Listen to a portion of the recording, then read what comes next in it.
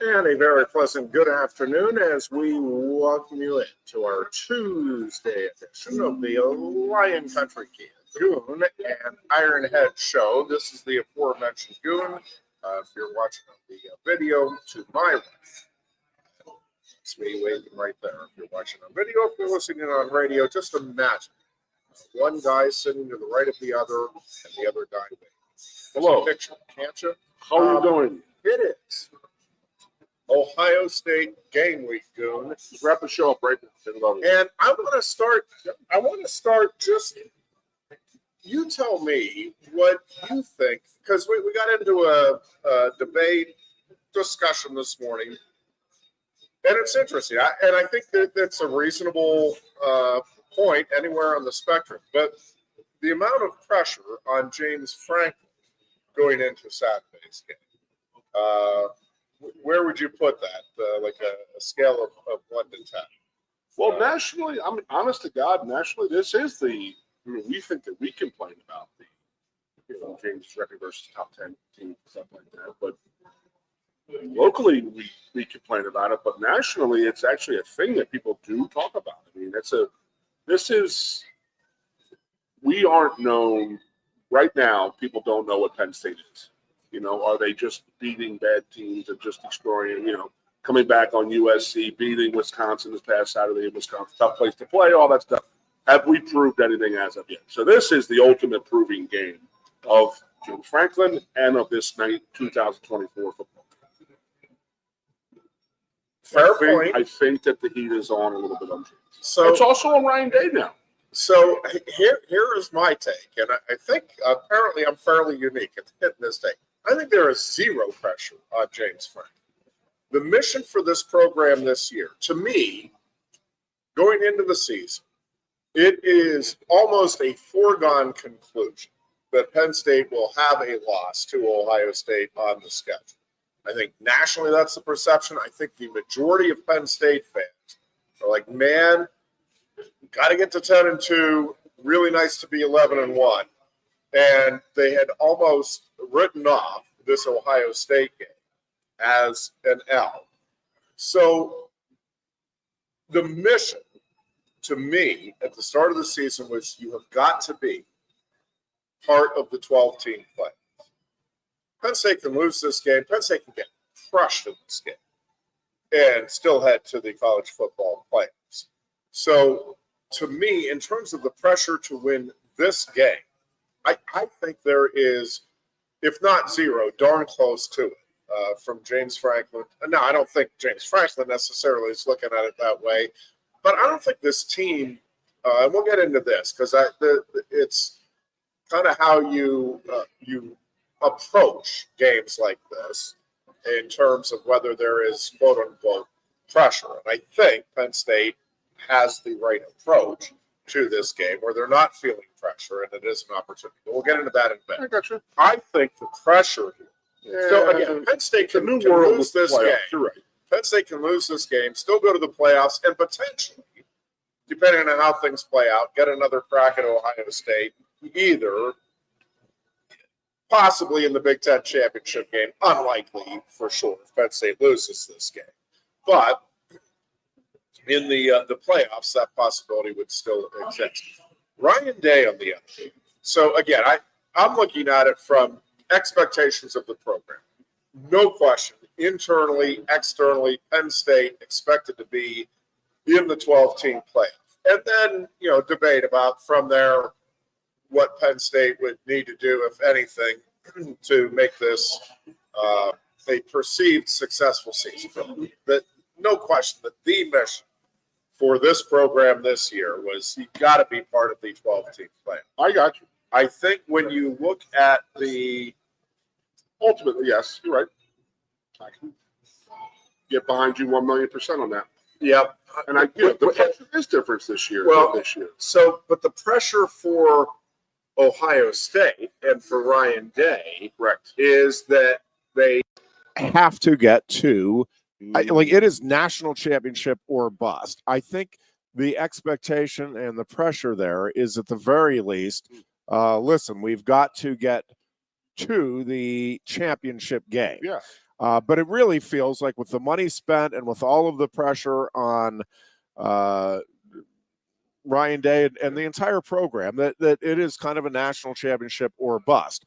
So from an expectation standpoint, again, I think many outside of the program, I'm not talking about on the team or in the locker room, I'm talking about going into the season, I think a majority of Penn State fans said, yeah, lost to Ohio State, hoping to get to 11-1, even 10-2. I think at the start of the season, it felt like that would get you to the playoffs. Yeah, we'll get into that because I think it is I think it is very doubtful at this point that a 10-2 Penn State team gets into the playoffs. But we'll delve into that. Okay.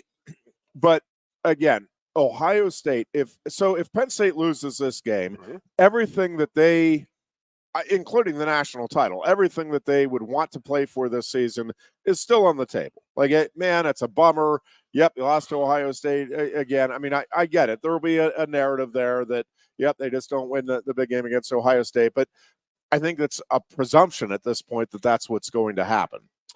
And from Ohio State's perspective, though, again, this was championship or bust. And while it is still possible with a loss here on Saturday afternoon at Beaver Stadium that Ohio State could go on and win the national title, the pressure gets amped up considerably here. And we talk about no margin for error for Penn State if it loses this game Saturday. Yeah. There is none for Ohio State. Now, I think Ohio State, and maybe we'll delve into this a little bit, I think Ohio State with 2 losses gets into the college football playoffs, in part because look at who the 2 losses are to. On the road to what could end up being the top 2 teams in the country at the end of the regular season. That's awesome. Well, that's you're not – I don't think the committee is going to keep a team whose only losses were to and obviously if Oregon and Penn State then run the table, the only 2 losses are to 2 of the top 3 teams anyway in the country who are undefeated when both were on the road. Well, I just can't – Ohio State is in the playoffs, I think, if with 2? It wins out. I do. I think that they are in. Well, that would be a coaching thing with Day having to get that team, because we said in the preseason we were watching 2 teams. We're watching the best money can buy in Ohio State and the best, and then in Colorado to see how Deion was going to do. So, if they go down 2 losses right here, right now, if Ohio State does lose this game, that's 2 losses this year. But yes, they're the number 1 and 2 teams in the country on the road. They get in. I think you are right at 11-2 if those 2 losses are Penn State and Oregon on the road. Yeah. They still have Michigan and they still have Indiana also. Now, with all of this stuff, so while I think Penn State with 2 losses, because one of those losses then would the Ohio State loss is certainly forgivable, but correct late in the season to any of those remaining teams for Penn State, a Washington team that's been struggling, a Minnesota team that's middling, mediocre, and obviously if you lose to Maryland. So if we lose to Ohio State, I'm just in my head, what are the Big Ten scenarios? Ohio State would have to lose another game. Yeah, if Penn State loses to Ohio State, and this is another – there's just so many interesting elements to this because – and I think Booch has been talking about this, is that there is – and I know you've talked about it – there is I think a strong sentiment within Nittany Nation that you would – almost rather, and maybe take almost out of that sentence, have the home playoff game than the first round bye, i.e. being a Big Ten title game and getting to host a first round game, I think would be in many ways more exciting for the fan base than being the number 2 seed and having the week off for week 1 of the playoffs. And I think a loss to Ohio State, not that I think anybody is wishing for the loss to Ohio State in any nation, but I think a loss to Ohio State and then running the table accomplishes exactly that. I think Penn State finishes 11-1 in that, somewhere in that top 8, and in terms of the playoff seeding, would likely could be the 5 seed, but more likely, depending on what happens with the ACC and with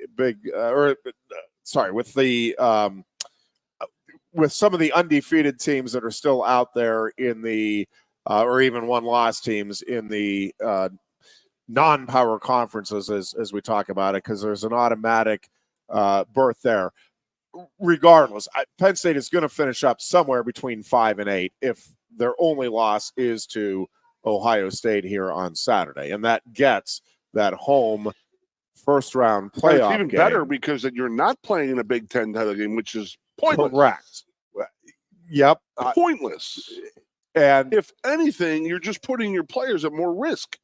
Yes. And then if you lose that game, you only have 1 week off before you have to play in a bowl game or in a playoff game. Yeah. So that is one of the things that I did want to delve into today is how do you handle? So let's just, for the fun of it, put it out that Penn State does pull off the upset, the loss that everybody chalked up. And I will say, all season long, I have felt like Ohio, and I still think Ohio State is the most talented team in the country. I still think that roster is as good a roster as there is, if not better than anybody in the country. And we always tend to overreact to what we've just seen. And so I'm not all that caught up on the Buckeyes loss, or felt like a loss, the Buckeyes win over Nebraska. But I will say the red flag for that Ohio State team is, I think, the offensive line, and to a much lesser degree, Will Howard. I still see people pinning. I get the whole get down and take the knee with time remaining against Oregon. Still debatable. Ohio State fans will tell you that he did do that. Ryan Day will tell you he did do that. Regardless, Will Howard is a very good quarterback. That is not. I think it is the offensive line, and Will Howard had interesting comments, and we'll get into that as the program unfolds today. But I do think that defensive line of Penn State, and it certainly helps if Deni Dennis Sutton is in the mix here on Saturday. But even without Deni Dennis Sutton, I think that that is the matchup, to me, the matchup of this game. There's lots of key matchups, lots of things that could happen. But if Penn State is going to win the game against Ohio State on Saturday, it is going to be Penn State's defensive line. And if you want to, take it to the front seven, fine. But the defensive front for Penn State against Ohio State's offensive line. And I will say, after watching the Nebraska game and just kind of seeing with the injuries that have played out with Ohio State, I do think that is an advantage Penn State going into the game. Doesn't guarantee anything. It's on paper, but I do think Penn State has a chance to exploit, the concerns there. And some of it is just with depth again at the offensive tackle spot with Ohio State. I do want to flip that around. I do want to say you deserve your flowers. Yeah. You called Ohio State. They had a trap game more so than Penn State. Yeah. You were calling that last week, and that's exactly what that turned into. Yeah. I mean, that was oof. And it was one of those things. Football is such a great sport for so many reasons, but one of them is you can kind of see as the game unfolds, like Ohio State had a chance to blow Nebraska's doors off, and they could not capitalize in the first half. I'm watching the Steelers-Giants game last night, and it's reminding me of that in the first half. It's like, oh my gosh, like they're the penalties and it's just like, man, it felt like the Steelers were the better team, that they had the opportunity, and they just weren't cashing in on it. Yep. And Ohio State not cashing in on it led to Nebraska having a very real opportunity to pull off that victory down the stretch. So, yeah, again, every week, every game is a season unto itself. If Ohio State fans get hung up on Penn State versus Bowling Green, and Penn State fans get hung up on Ohio State, Nebraska, you're doing yourselves a disservice. I'm just telling you, both teams are going to come out ready for this game this week, and it's going to be about the matchups here. I really, all season long, have felt that, again, Ohio State is going to be a tough matchup for anybody, including Penn State. And I just felt like, because of the talent on that roster, felt Penn State would probably play them close because it's what Penn State does, but didn't have a great feeling. I will say I have a much better feeling now that we're in game week and seeing the way both seasons are developing and the way I think both coaches are handling the pressure, and I'll use pressure in air quotes here because it's, again, at the end of the day, it's a football game. But, there is pressure that comes with it, and it's how you deal with it. So a couple of things on that front. You're listening, by the way, to the Lion Country Kia Goon and Ironhead show. We are here at Quaker Steak and Lube, our favorite place to be. We do this show Tuesdays and Thursdays. We have a revamped and more local lineup here on Sports Radio 98.7 The Fox. It includes an expanded hour of Joe Ludnowski with the Pennsylvania Sports Network. So his show now runs noon to 2. And so Chris Buchanani with the late lunch program now runs 2 to 4 on Monday, Wednesday, Friday. And the second hour of that slot on Wednesday is given to Landon Tangwall for his Behind the Wall program. Of course, Landon, if you were listening last night, joined late to the party with Aeneas Hawkins and the Dear Goon here for the Penn State Players Show. Really fun listen last night at the Penn State Golf Course. We do that every Monday night. Well, these guys do it, and we run it every Monday night, 6 to 7 here as well. But just give me a quick highlight of that. Yeah. We have, it's amazing talking to the players, and it's just like you see them. We're doing the old school, new school, same school. That's the whole aspect of it. Yep. It's funny if you listened to it last night. Aeneas is getting more old school by the day. It's absolutely hilarious. And he's like, these kids nowadays, and I was like, hey man, you're turning into me right now. It's like early onset Republican stuff from Aeneas, but talking to the players, and it's just absolutely amazing the type of kids we still recruit here. Could not agree more. It was. So we're talking to Kadari. He's talking about, he's being from Alabama. Everybody there's Alabama, Auburn. And he's like, I get it, I understand, but he's like, I was looking at my life past football. You know what I mean? And that takes I even told him, I'm 51, dude. I still don't know what I do when I grow up. I'm right there. And here's a kid who's 17, 18 years old with those aspirations of realizing, smart enough and intelligent enough to realize, hey, I want to use this for my future. So anybody who's wants to come out to the shows, it's Monday night, 6 to 7 out at the Penn State Golf Course. And then you can listen here. We StreamYard, and we do it on this website, and we do it on the local Fox. So it is, Jeff, it's so fun to do. And it's like that hour goes in 15 minutes. It truly, truly does. And, the type of kids we're still getting, the type of kids that are on this team, the type of kids that we're recruiting at Penn State, it's the same type of kids that I played with here. Yep. You know what I mean? It really, really is. And I'm sorry to jump on that. I just wanted to, say how much I really do. And, every week I have to say it every Tuesday, how much I really, truly enjoy doing the show. Truly, truly do it. So, yep. This week, what a week, man. What a freaking week. Well, we get all this. So, so a few things about this week, too. So, again, to me, and different people are obviously perceiving this differently. I really think Penn State is playing with house money at this point with this game.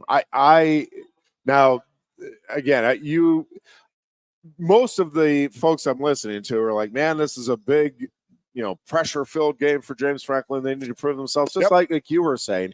And I'm not saying there's nothing to that. I just, at the end of the day, I don't think this is a devastating loss in any way if it occurs on Saturday.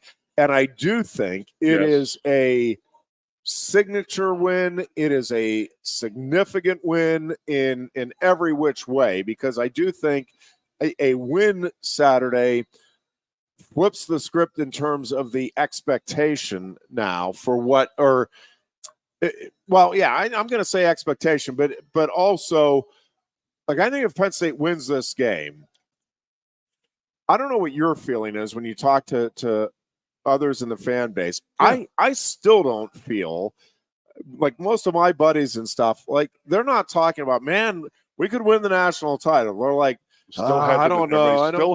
Hesitant. Yeah. And so there's a couple of things that, and again, I'm certainly not on here. We are in uncharted territory. Yes. I'm not guaranteeing the first year of the playoffs a national title or anything like that. No. But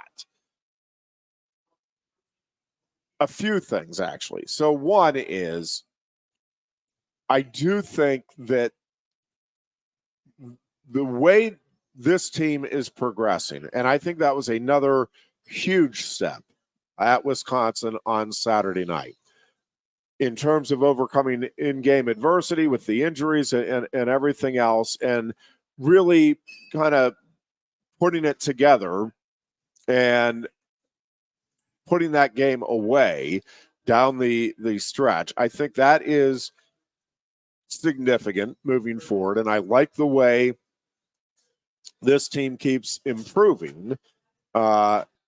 I really think week after week, I think they are figuring some things out. I think they're adding more and more little elements on both sides of the ball to what they can do scheme-wise. But I think they also now have a pretty clear identity of who they want to be and the type of team they are. And we've talked about the culture component, Goon, and it's why, anytime anybody has brought up the, man, we got to get rid of Franklin, we got to take that next step, I'm like, it is so much more likely that if you got rid of James Franklin, and there's been no danger of that for anybody that was thinking in the last couple of years that he was in any kind of trouble here, but I think it's much more likely. Now you could hit a grand slam and get the right guy in here and yep, but it is much more likely that your program will slip back a little bit with a coaching change. I think the stability is a big thing here. I think the wealth of knowledge now that James Franklin has to draw on from his experiences, from his coaching staff's experiences, from his players' experiences now this year, like, that all matters. And so I think all of that combines with the biggest thing to me, aside from having the two elite coordinators, which I hammer on every week, is the depth now that this program has, where you, and Penn State is not alone in this, by the way, but in years past, it's like, well, if you lose a starting safety, arguably your best player on defense at the start of the season for, at the very least, a significant chunk of the season, it's like, man, that is a huge blow. Now, I'm not because I do think KJ Winston is special, and I think he would be a difference maker. I'm not saying that this defense wouldn't be better with him, but it's not like the defense has been struggling without him. Drew Aller goes down, and Bo Pribula comes in, a little shaky at the start. Not after the first couple of plays, yeah, I was like, no, honestly, not that, because of the experience that he has had. I'm like, yeah, all right, it's little nerves, but I really thought, I didn't know that he was going to have the performance that he did, but I really thought he'd said, I'm like, yeah, this is all right. I'm the guy now. Nerves a little bit, but I really thought he'd settle in and play well. Not necessarily maybe as well as he played, but I thought he'd be okay. But so you have that kind of depth, and Dennis Sutton goes out, and the defense remains very formidable. up front. Across the board, I think we talk about the evolution of the program under James Franklin, and I do think Penn State is better positioned than it has been in years past to not only make the playoffs, but to make a run in the playoffs. Now, that doesn't mean Penn State couldn't get bounced in the opening round, depending on the matchup, depending a bunch of things that come into play. But I do think, and I think I'm still in a minority here in Nittany Nation, there just is not a team out there where I'm looking at it and it's like, yeah, I mean, Penn State would have to play the perfect game, maybe on a given day. But I think any team out there, it's like, yeah, I could see Penn State going out blow for blow with Oregon, with Texas, with Georgia, with any school you want to throw out there. Now, I think there's probably 10 to 15 teams that on a given Saturday, so yeah, Penn State could lose that game. Like other quarterback gets hot, you make great catches the way Ole Miss did last year. It's not that I think Penn State is heads and shoulders above anybody, but Ohio State included. Yeah, I think Penn State can go in there toe to toe and have a real shot against the Buckeyes here on Saturday. And I think this will be a game that comes right down to the end. And can Penn State make the plays that it hasn't in the past? Can Ohio State make the plays that it didn't ultimately against Oregon? We'll find out. That's why you play the game. I think it'll be fun. But I'm ashamed to say this. Yeah, you've won me over on this not being a critical the game. Pressure's more on Ryan Day. Yeah, I really do. I think it is. Damn it, Ironhead. I think there is a lot more pressure there. And listen, part of it is I just think part of this is the approach that you take. And, we've talked a lot over the years about the Penn State wrestling philosophy under Cale Sanderson and Casey Cunningham and Cody Sanderson. And that is that they embrace the big moments as, man, this is so cool. What an opportunity. Instead of, oh my gosh, if I make a mistake here, I could end up losing. And I've worked all my life for the national title and it's here. And now I can't make it. No, it's like, man, this is so cool. I get the opportunity. And it's one thing to say it, right? It's one thing to say, man, no, I'm grateful for the opportunity. It's another to go out and live it. Like, nope, I really am. This is cool. I'm going to go out, let it fly, let the chips fall where they may. But man, I want to have fun with it. And by the way, it is not just talk. And the way it's not just talk is you watch and listen to the wrestlers, and it has happened on occasion, who lose in the finals and for Penn State, and listen to them coming off the mat, and it's like, man, yeah, I wanted to win, but really grateful for the opportunity I had. Great season, glad I got to be part of this team. Like, it's not, oh man, beating themselves up over the fact that they didn't win. I ruined everything in that moment, and I think James Franklin and this program have kind of embraced that mentality throughout the season. And I think in this game as well, I don't think they are going out looking at this as, oh my gosh, we have to win. We can't, it's going to be 8 losses in a row against the Buckeyes. And if we don't win it at home, I think they're going out saying, oh man, this is so cool. We have put ourselves in position to be in the game that everybody is watching, talking about this week.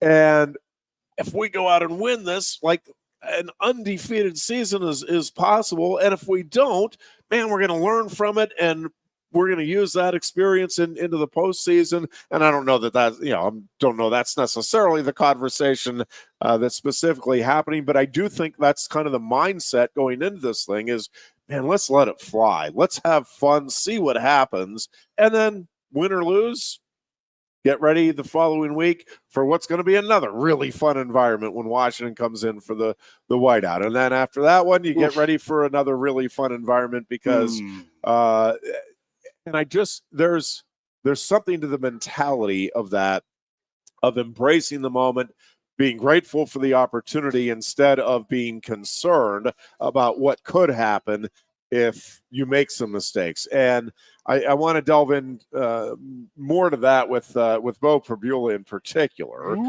when we come back. We are going to take a break here. You are listening to the Lion Country Kia Goon and Ironhead Show. We appreciate your doing so. And again, we will be right back here at Quaker Steak and Lube. Coast into fall with a new Kia from Lion Country Kia. Right now, get a 24 Kia Seltos for 5.25% APR for up to 48 months. A new Sportage plug-in hybrid at 0.9% APR. Check out our 23 Sorrento hybrid for as low as 4.5% APR. And don't forget, all 2023 and 2024 Kias come with a 10-year, 100,000-mile limited warranty. Stop in and meet with one of our sales experts today and coast into fall at Lion Country Kia. We want to see you in a Kia. If you love wings, if you love rings, and all kinds of other tempting things, great times, great food, get to Quaker Steak and Lube. Get our Best Wings USA, signature sauces, mouth-watering appetizers, or any of our delicious award-winning lube favorites. Great times, great food, get to Quaker Steak and Lube. I'm the Modelo Recruiter, and I'm looking for fans with good hands and great speed. The ones who stay focused and never miss a play. They go the distance on game day, even when their team is away. I'm always watching, always looking to reward more full-time fans. Because football isn't really football without you. A lot has changed about State College. One thing that hasn't is W.C. Clark's Coffee Roasters on 234 East Calder Way. 30 different varieties of specialty coffee beans sourced from over 25 countries and roasted with love each morning in Happy Valley for over 45 years. They'll ship their fresh roasted coffee from their doorstep to yours. Order online at statecollegecoffee.com. That's statecollegecoffee.com.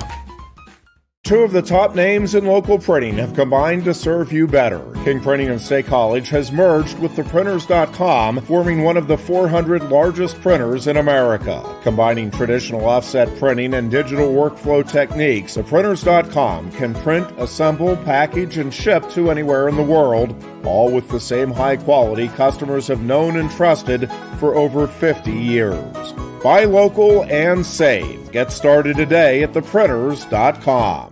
Lusk & Associates, Sotheby's International Realty proudly presents the introduction of our new State College office at 314 South Borough Street in State College. At Sotheby's International Realty, we advertise locally, nationally, and internationally, bringing the best of advertising and promotion to each and every one of our properties, big or small. Call now. With a Timber Kids savings account, you can start to save money, earn prizes, and teach your kids the value of savings. It's easy as 1, 2, 3. Building futures is what we do at TFCU. You really need to belong to a credit union. You belong at TFCU, Timberland Federal Credit Union, a credit union you can grow with. Get up and get going with the Happy Valleys 98.7 The Fox. The Goon and Ironhead. Oh, those guys. Hey, it is a Tuesday afternoon. It is Ohio State game week. Why are you wearing your mask? It's not even Halloween yet. It is fun. Sorry. Scaring you, am I? Yes, a little bit. Yeah, our poor kiddo. So I'm going on about 2 hours sleep last night, as our morning show audience knows. Real quick, Harrison Bader. Yep. Former State College Bike. Yep. Yes, indeed. Dodgers guy, Cardinals, all that stuff. So beautiful. Yeah, we'll get into the World Series. There's one going Dodgers on. up 3-0 now over the New York Yankees. I watched the last inning last night after the beloved Steelers finished up business with the New York Giants. You were up. Well, You yeah. normally are not up for a Monday night game. No, I made it miraculously to the end, and then headed to the ER with our kiddo about an hour later, and yeah, I was hoping to get caught up on some sleep after the morning show today, and that has not happened. So at some point, I will be crashing and burning. Well, the burning may already be occurring, but at some point, the head needs to hit the pillow and we get some shut eye here. You a napper? No, this is not going to be a nap. This is going to be a Straight through. We'll huh? see you. All right, We'll okay. see you later. Penn State, Ohio State again Saturday. Depending on how you look at it and approach it, some pressure certainly on both teams, both coaches, for different reasons. But I keep coming back to the expectations for the coaches, for the programs, and I'm just telling you, anything short of undefeated is going to be viewed by some. Now, if they go out and win the national title, obviously the loss at Oregon is forgiven. But And that's I mean, what it we was need a to very learn. high standard. Our value, Yep. our ideas got to change now because of the way of the playoff. Yeah. Like the season is not over. Like this would be, that Oregon loss would have been pretty devastating for Ohio State before. Now it's like, okay, you got a little hurdle, just like the Alabama, just like Georgia. Georgia's got a loss, and they're 3 in the country right now. 2 in the country. Ohio State's got a loss, and they're 4. So it's like I said the other day, I just feel like it's like all the stuff from the 80s and 90s of when you lost your game versus who you lost your game to was coming back into play. For sure. It's in a good way.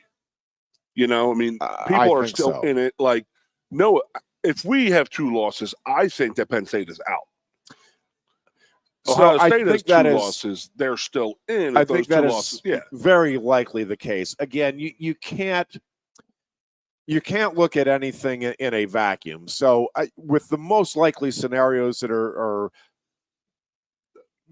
probably going to play out, yeah, I agree with you. I think 2 losses probably puts Penn State on the outside looking in. I think they would be one of the last teams out, but I think out nonetheless. Now, again, part of this depends on how things play out down the stretch in the SEC, how things play out in the ACC and the Big 12, and for that matter in the Big 10. And what do the losses look like? Like, is it, does Drew Aller miss another game somewhere? And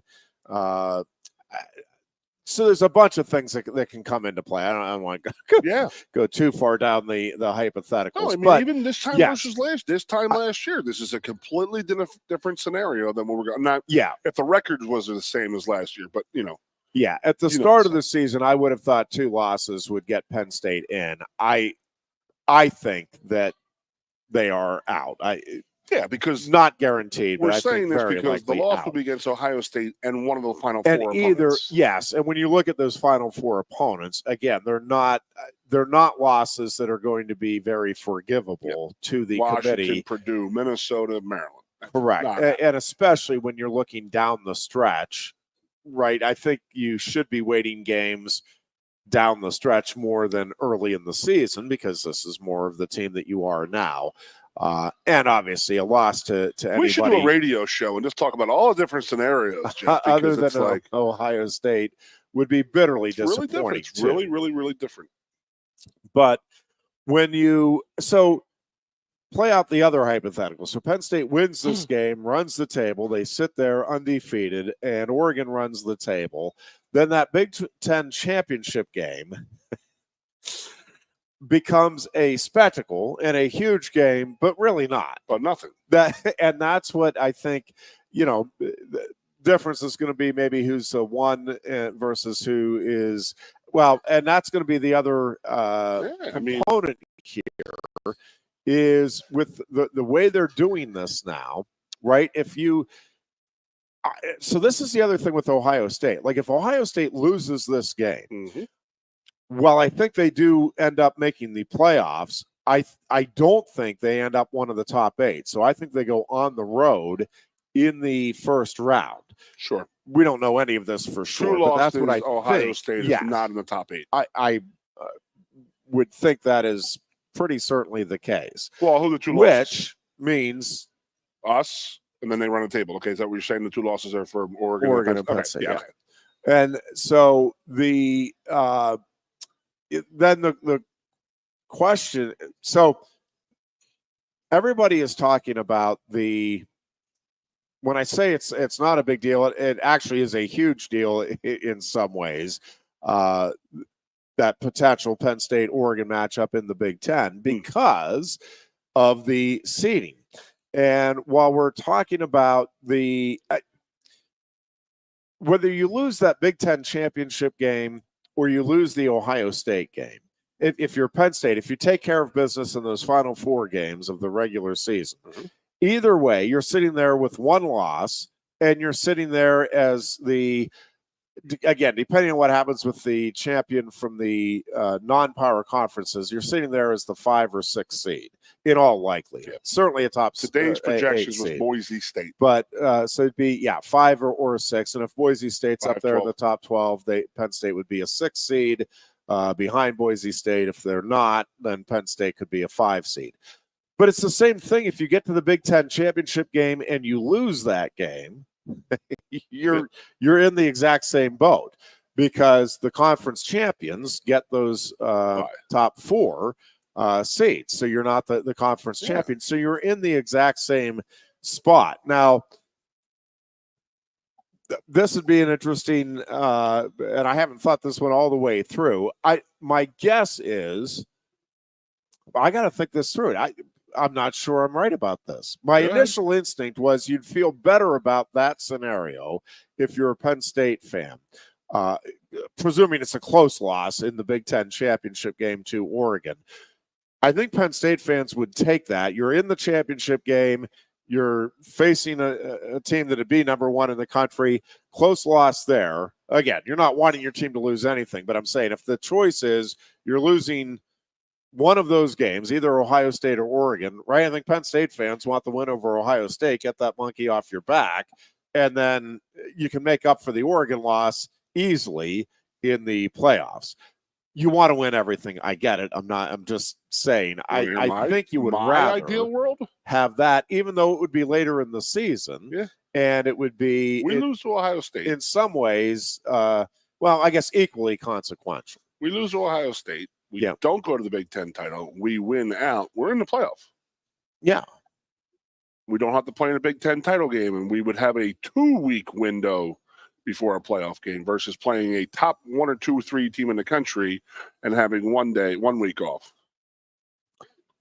21st. So the 7th would be the title, and then the 14th would be your week off. Yeah. Where if you don't play the title game, you're off on the November 30th. Right. So it's like nothing's really going to change. But would you rather have me personally as a fan? Of course, we want to win it all. Go out, beat Oregon in the Big Ten title, have a 1 week bye week, and then have a second bye where we would have a 2 week. Rather than, would I rather have the loss right now? Probably. Rather than having to play in the Big Ten title game and then having only 1 week off to play another top 5 game. Where if we lose to Ohio State this week, win out, we would have December 7th off, December 14th off, and play on the 21st. In a weird world, but win them all. Win them all. You got to go out and play them all, right? You got to win them all. Yeah, it's interesting. But the scenarios to are just think about. The scenarios are insane to think. Like, they're nuts. And Ohio State does not have a easy road. They still got to play Indiana, who he's just destroying people. And then they got to play Michigan. Yeah, Indiana is becoming one of the real stories in all of college football. Is Tom Allen saying, if I just had 1 more year, I don't know. I don't know. It feels like there's been the Signetti's definitely brought a lot of different out there. Yes, I said Thursday or last week. One of the shows last week. I could not believe I was watching a Indiana game and that stadium was full.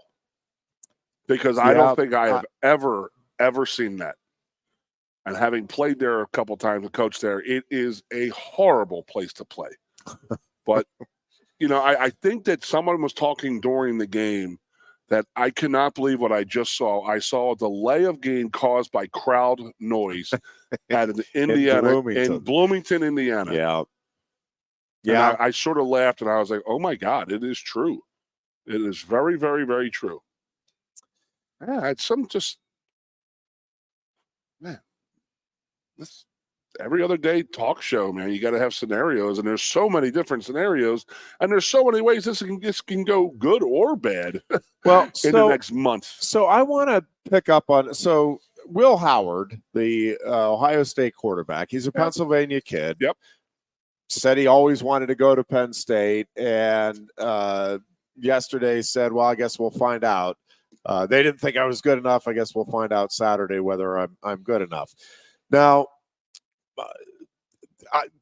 personally, I love the moxie there. That's what I want in a leader. I'm like, hey, I'm going to go out and prove it. But I'm wondering, and I'm wondering aloud, if there is just a little pressure that Will Howard is putting on himself here. A little bit. That, man, I have to go out and instead of just going out and playing the game, it's like, man, I'm going to show these guys. And I mean, just I don't know why inevitably. He said it. Well, don't know why he said inevitably in life. Yeah, I think it's certainly okay to feel and to use it as fuel. More power to you. And I think any home state kid that grows up a fan of a team and is pretty darn good and is getting scholarship offers, right? Yeah, of course you're going to feel slighted if your school doesn't offer you and you go to another team.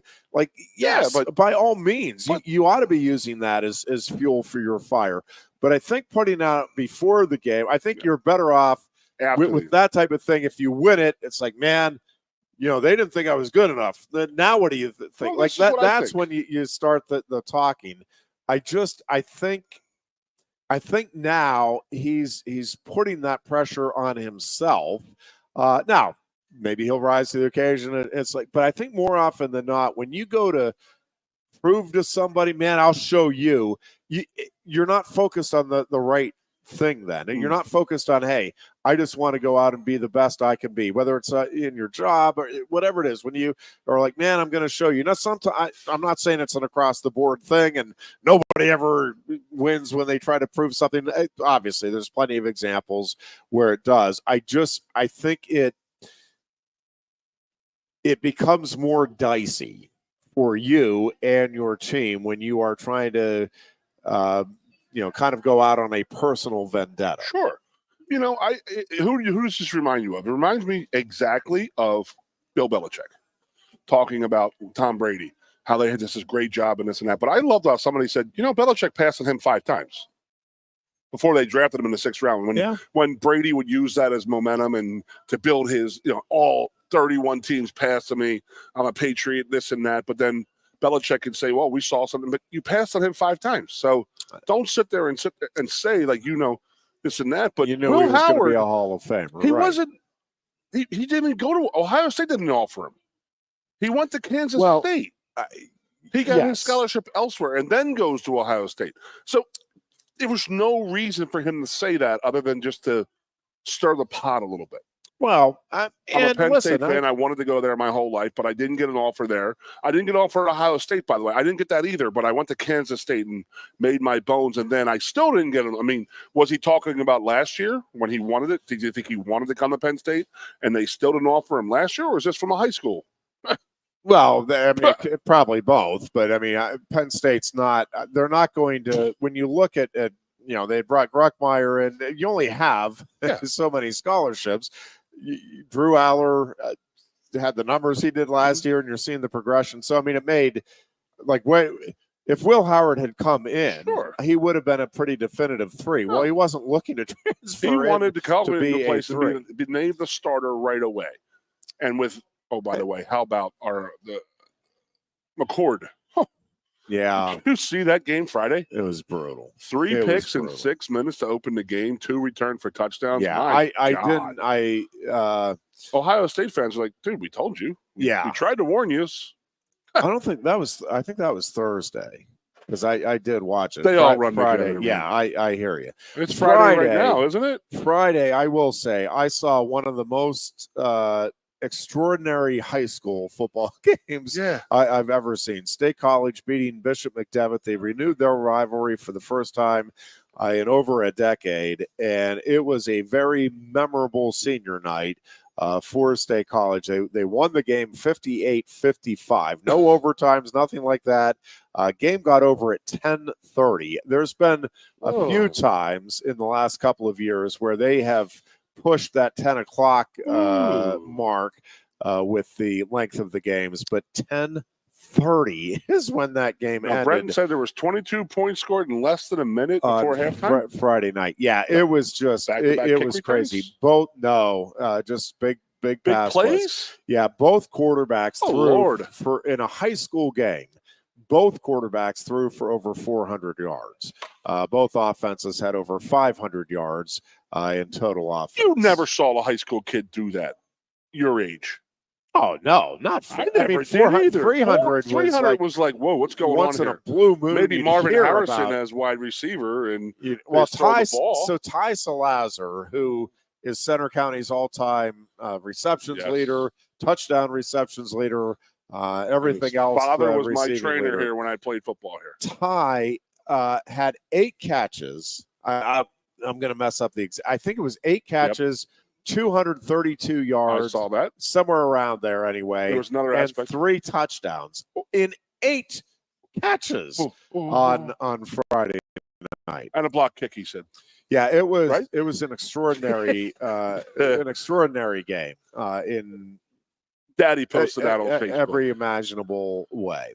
Just a lot of fun to watch. And State College will have basically a bye week this week before taking on McDowell at home in the sub-regional matchup with McDowell again a week from Friday. It's very, very amazing where high school football is right now. Yeah, it is. I know I'm 33 years out, 34, whatever, 33, 34 years out. So keep that one. Yeah. No, believe me. 34 years out. So faster just and the faster. Difference in, my high school was changing right away, and they're the number one team in the state right now. But it is truly, truly amazing because it was everywhere. CB West down in the city, in the Catholic League, in the Suburban One. It was 4 yards of cloud of dust for decades. Mm-hmm. 3 yards of cloud of dust, punt, good, strong special teams, and this and that. You didn't have these prolific passing offenses and 400 yards by both quarterbacks in a high school. And that wasn't game. Sean Lee's kid playing for McDevitt, right? That is he correct. Got suspended, so that's the backup quarterback doing that. Yeah, it was just not so. Are they that talented, or is it schemes? Yes. Yep. It is. It's both. Coaches a lot of scheming, talent, getting all this. They get the matchups they want and exploit them. Wow. I mean, I saw the score and I saw what everybody was saying about it, but 2 high school kids at over 400 yards passing. Yeah, it was just a wild game.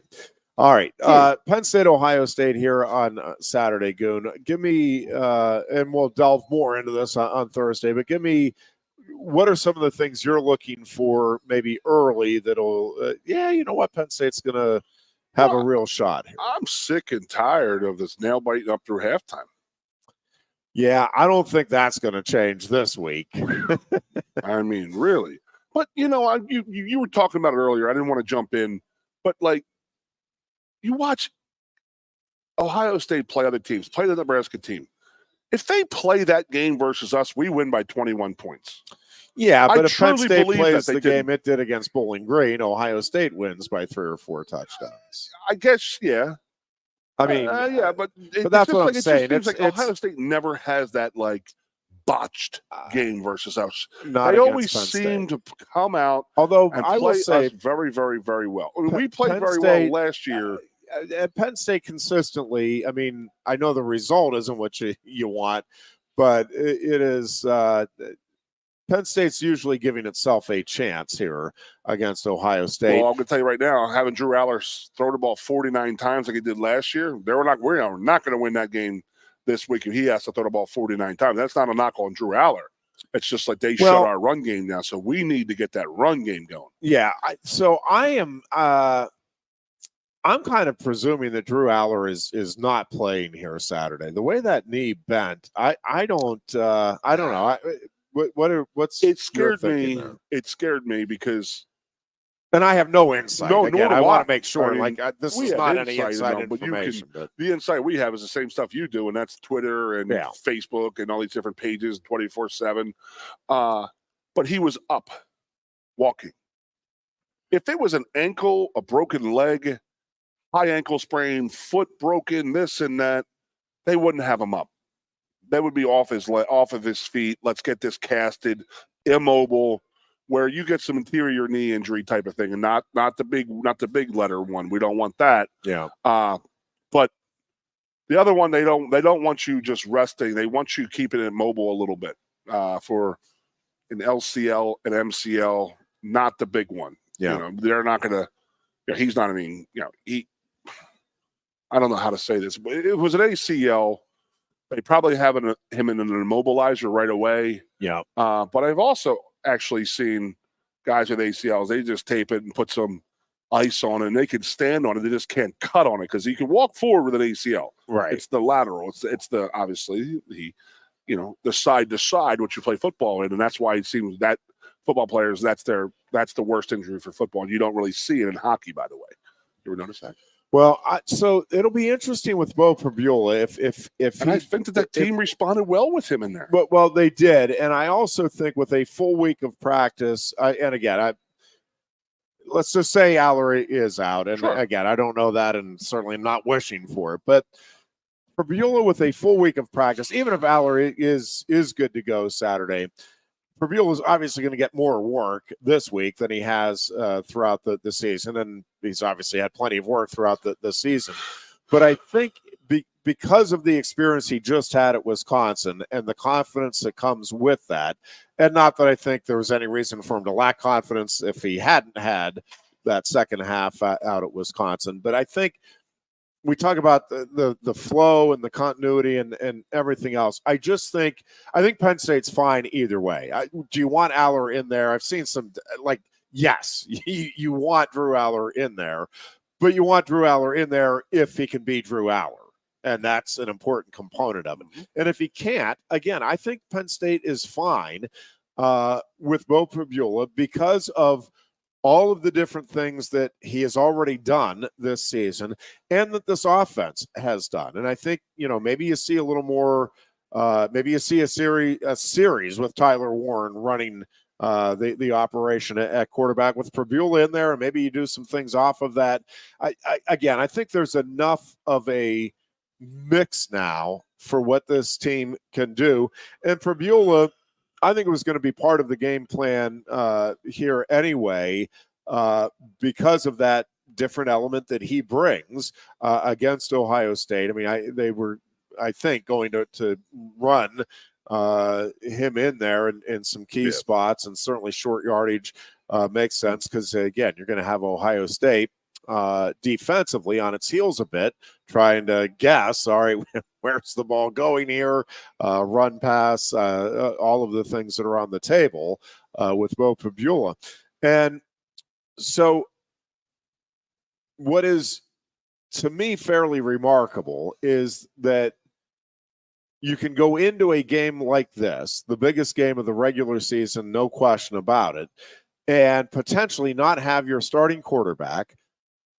You won't have your best, one of your best defensive players, and possibly another one, and deny Dennis Sutton. I'm talking about KJ Winston initially. And you're still like, yeah, completely can see Penn State winning this game against a team that I think most objective, I think if you got NFL scouts to tell you what is the most talented roster, Ohio State, if not clearly number one, is certainly in the discussion with whatever other teams. Maybe you'd throw Georgia and Texas in there, but I just think man for man that Ohio State is still as talented a team as there is in the country, maybe more talented. But I do think Penn State, even with those injuries and not knowing whether Dennis Sutton is going to play, not knowing whether Aller is going to play, not knowing whether Donka is going to play, like these are, and knowing that KJ Winston isn't going to play, like, you're like, yeah, I think Penn State still matches up. Like, sit back and say that out loud. Like, Ohio State might have its best, it might have its most talented team since Ryan Day's been there and since James Franklin's been here. Penn State has lost 7 straight to the Buckeyes.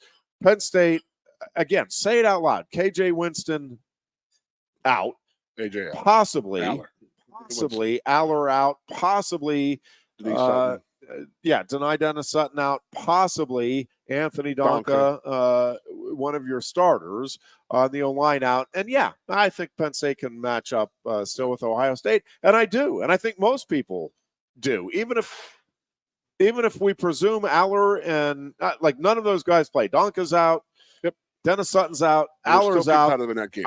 I still, like, you're not looking at it saying, oh man, I mean, yeah, they could win, but they've got to win, get crazy with the turnovers. And no, it's like, I think they can go out and physically match up with Ohio State. Well, another big thing about Ohio State, and this is I'm not breaking any big stories here for anybody because it's been an issue with Ohio State all season, and that is historically Ohio State has destroyed Penn State as well as many other teams with their front four pressure, and they're not getting it this year. They are not getting it, and they have to bring pressure from elsewhere, and that's sort of screwing up their defense a little bit. It really is. And that's, because we know this because obviously Larry Johnson's the coach.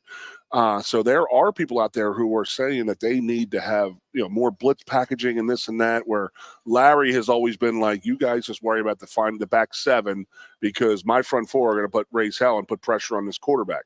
And that's not happening right now. If Anthony Donka's not out there right this week and Nolan Rucci gets to start, hey, Nolan didn't have a great game the other night, but he was out there and it worked and everything continued on and then we won the game type of thing.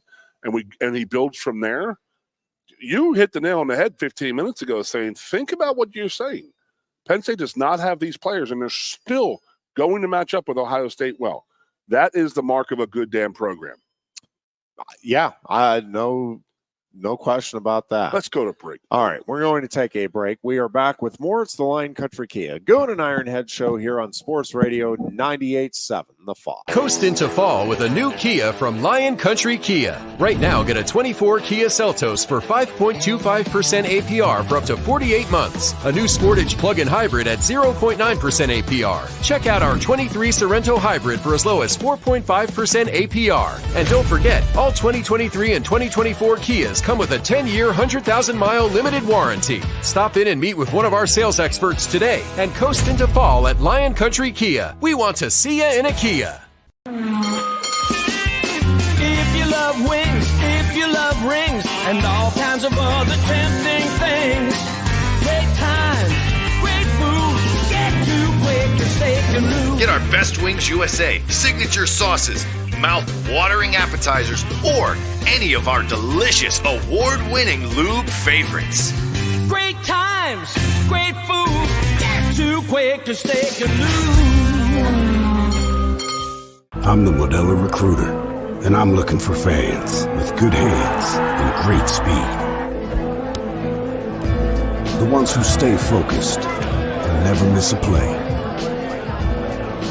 They go the distance on game day, even when their team is away. I'm always watching, always looking to reward more full-time fans. Because football isn't really football without you. A lot has changed about State College. One thing that hasn't is W.C. Clark's Coffee Roasters on 234 East Calder Way. 30 different varieties of specialty coffee beans sourced from over 25 countries and roasted with love each morning in Happy Valley for over 45 years. They'll ship their fresh roasted coffee from their doorstep to yours. Order online at statecollegecoffee.com. That's statecollegecoffee.com. Two of the top names in local printing have combined to serve you better. King Printing of State College has merged with theprinters.com, forming one of the 400 largest printers in America. Combining traditional offset printing and digital workflow techniques, theprinters.com can print, assemble, package, and ship to anywhere in the world, all with the same high quality customers have known and trusted for over 50 years. Buy local and save. Get started today at theprinters.com. Lusk & Associates Sotheby's International Realty proudly presents the introduction of our new State College office at 314 South Borough Street in State College. At Sotheby's International Realty, we advertise locally, nationally, and internationally, bringing the best of advertising and promotion to each and every one of our properties, big or small. Call now. With a Timber Kids savings account, you can start to save money, earn prizes, and teach your kids the value of savings. It's easy as 1, 2, 3. Building futures is what we do at TFCU. You really need to belong to a credit union. You belong at TFCU, Timberland Federal Credit Union, a credit union you can grow with. WFXS, once again. Your sports radio. Broadcasting live, loud and proud from Central PA's Sports Authority, WFXS America. 98.7, the Fox State College, the Goon and Ironhead. And we welcome you back in here on this Tuesday afternoon ahead of Penn State, Ohio State, noon Saturday in Beaver Stadium. And it's going to be a fun, like the build up to these games is always fun. Having ESPN Game Day, having Big Noon Fox here on the Penn State campus Saturday and in the lead up is just ESPN fun. Yep, it's just going to be fun. And I think when you, if this team just embraces that, again, enjoy the spotlight, enjoy the opportunity, and I think they are. I think they're approaching it the right way. And as we've been talking about, I just think the nice thing is that win or lose Saturday, everything really, I guess you could make the argument for both of these teams, everything that they want to play for is still in front of them. So it is a big game for sure. Huge. But in some ways, it's really not a big deal in terms of the outcome. I know in the moment it's going to feel like it, but again, to me, Ohio State, 2 losses, if it runs the table. Now, it does amp up the pressure.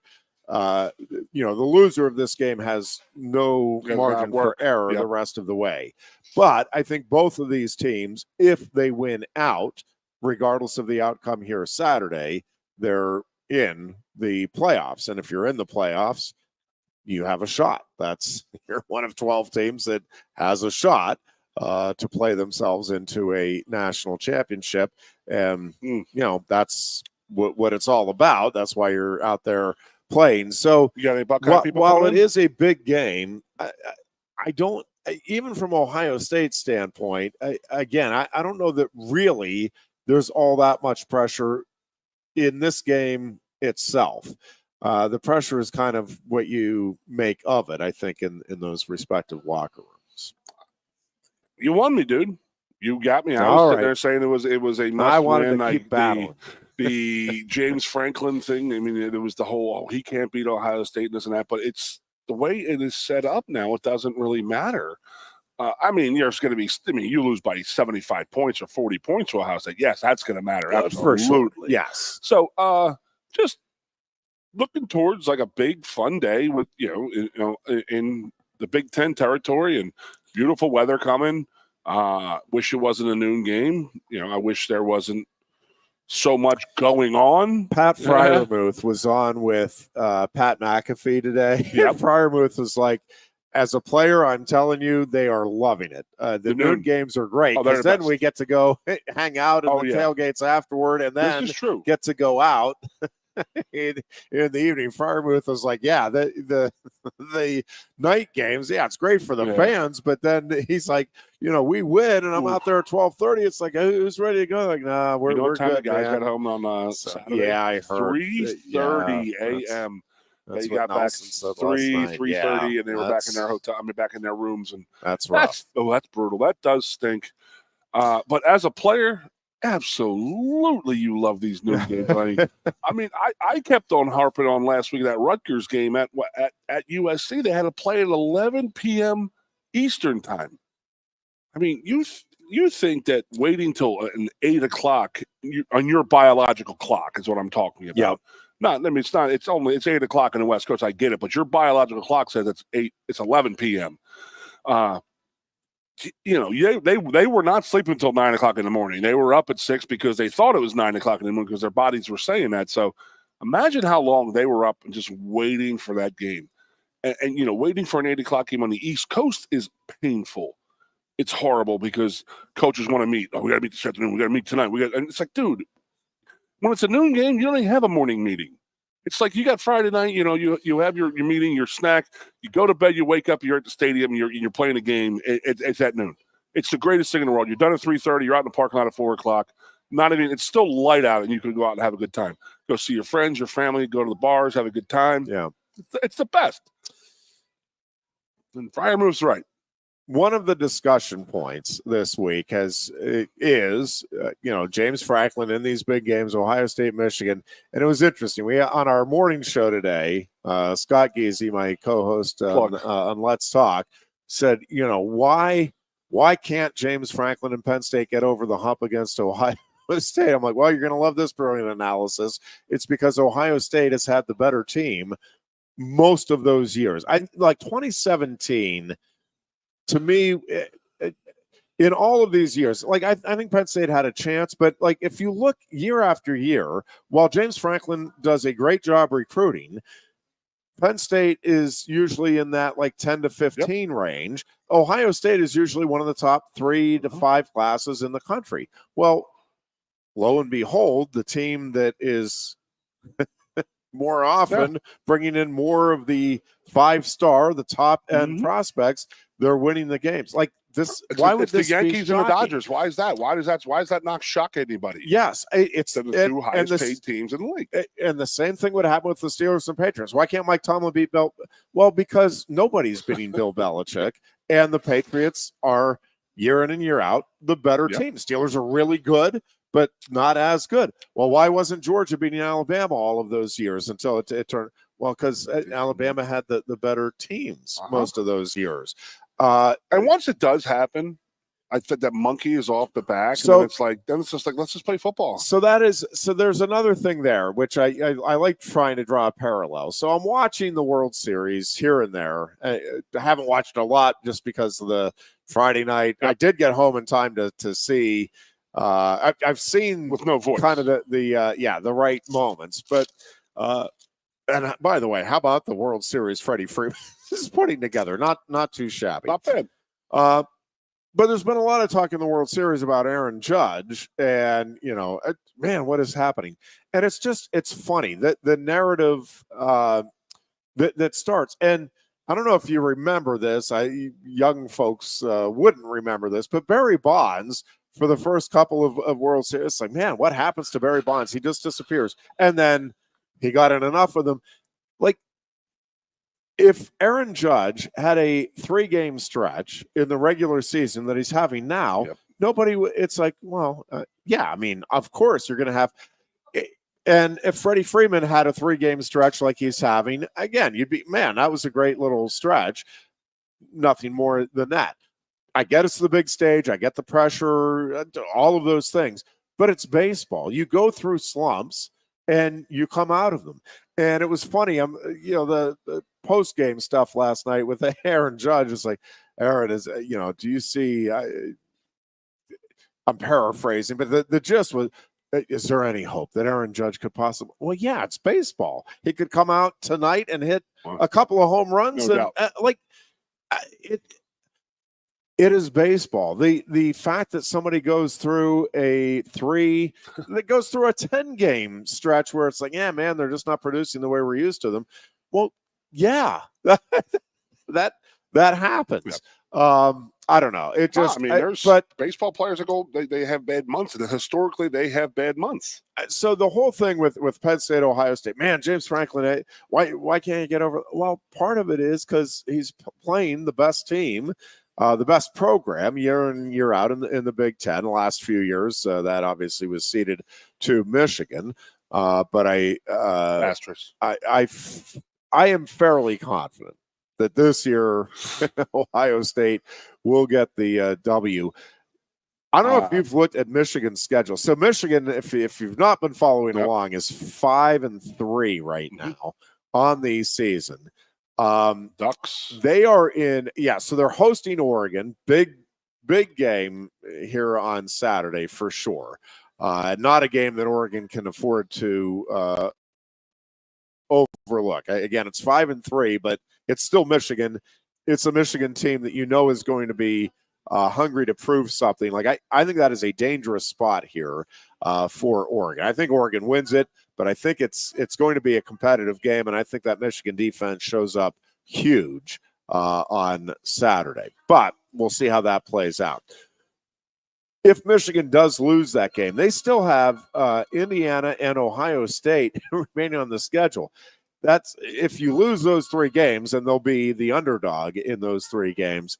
That is a 6-6 season after a national title year, and I'd be just distraught. I think, if you said to any Penn State fan right now, listen, your team can win the national title this year, but you're going to be 6-6 next year. Okay. Yeah, I'm good with that. I'm okay with a down year after a national championship. Is the national title clean? And, even better if it's clean. I think you take it. Michigan fans are taking it no matter what anybody else thinks about how it was claimed. So we'll rooting for Michigan to go. Rooting for them to go 5-7. I think they'll get to 6-6. But 5-7 works for me. But I think, in fact, I think there's a good chance they end up getting to 7-5. But we'll see how it plays out. I do think this will be a very interesting game on Saturday, because you talked about it earlier in the year, Goon, about the physicality of the Big Ten week in and week out. This feels like one of those games where, all right, let's see if Oregon, and I think they are. What do you think Illinois felt last week? Well, yeah, man. Illinois went out to Oregon and got the living snot kicked out of them. They looked, they threw their best punch against Michigan, landed it, and took a couple beatings getting to that point to land that punch. Yeah. And they looked slow, lethargic. They did. Beat they up. Just looked out of Oregon it. Looked like, damn. Yeah. Woo. Now, again, I think it's really hard to consistently play at a very high level, at any level of football, but especially in college. Just, again, all of the different dynamics that are involved. And so this just feels like it is going to be a letdown game. Now, I'm not predicting an Oregon loss, but I think this may be closer than some people are proud anticipating. Michigan program right there. It is, and they've got a really good defense. And I think Oregon, is maybe feeling its oats right now. And we'll see. Now, maybe Oregon goes out. I will be very impressed. I will say that. If Oregon goes out and wins this game comfortably, to me, it reaffirms that, yep, they are rightfully, clearly, at least for now, the number 1 team in the country. All right, let's turn to NFL for just a few minutes here before our bottom of the hour break. Goon. Steelers, I said going in that game last night, I don't care how they do it. You just need to take care of business. You cannot slip up here against a team like the Giants with the way they're struggling. It was not a pretty win, but it was a win, and that mission accomplished. Do you just have had to pretty get wins? To the bye week. What's that? Do the Steelers have pretty wins? Not many of them. I would argue the previous week was pretty darn. Which game was that? Pretty darn good. Russell Wilson's first game back in the Jets? lineup, and they put it to they put it to the Jets pretty good. Who just lost 2. Yeah, Jets. It stinks. I hate it. Don't think they are Super Bowl bound there. I kids. just hate it. I mean, ESPN is the 4-letter network's so upset. Here's the thing with the Steelers. So now you're 6-2. You're heading into the bye week, so you get a chance to rest up some bumps and bruises. And listen, they are, a couple of plays away from joining the Chiefs and being undefeated. Like that Cowboys game is just gonna eat at me. The Colts game, I'm I guess more forgiving of. Not that it was the very winnable games, both of them. Regardless, you're 6-2 right now. You have this big stretch coming up.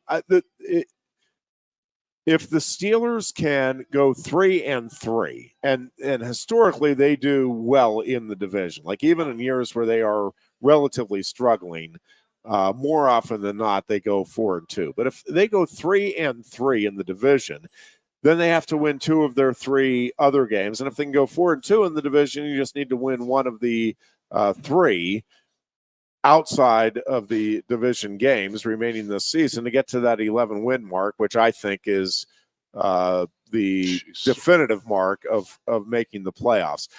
There's no question that the toughest stretch of the year is coming up for the Steelers. But again, you got to 6-2. You did what I think you needed to do through those first 8 games to set yourself up to make a good stretch run here and not only get to the playoffs, but have the potential to ride some momentum into it.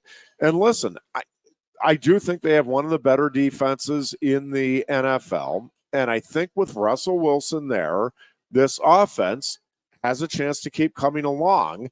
And again, they were a couple of plays away from blowing that game open last night. You could make the same argument. The Giants were a couple of plays away from having a real shot at winning it. And fair enough. That's the nature of football. But from the Steelers' perspective, I really do think they have a chance to play themselves into being legitimate contenders here by the end of the year. It is a different feel with this offense now. Najee Harris is the running game has a little something cooking here. The receiving core is coming along. Still questions about that offensive line. Still questions about that. Why is he showing up now with Russell Wilson? Wilson's targeting him. He just didn't. Well, Wilson's targeting him. Justin Fields didn't target him very often. And he was a mess up for whatever reason. Yeah, so yeah, it feels like this thing is humming. And when you look at this defense, when you look at Boswell and the range he has to get 3 points on the board for you, if this offense can just keep progressing here, and this will be an important bye week for the Steelers in terms of, all right, can you take that next step here with this offense? But I think they have a chance to become one of the real stories.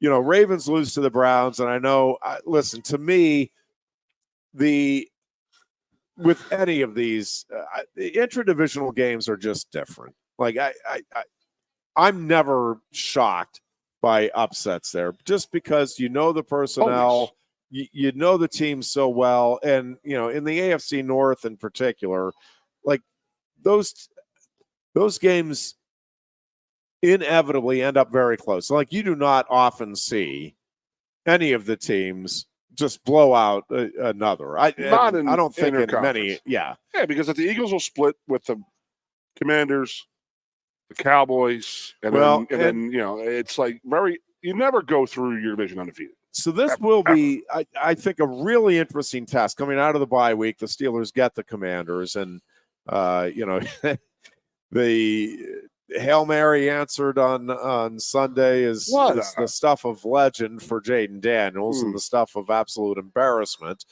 for the Chicago Bears. But from the Commanders' side, like that's a play that can really ignite now your season. So I'm really curious to see how the Steelers approach, like schematically, how they approach Jaden Daniels and that Commanders offense.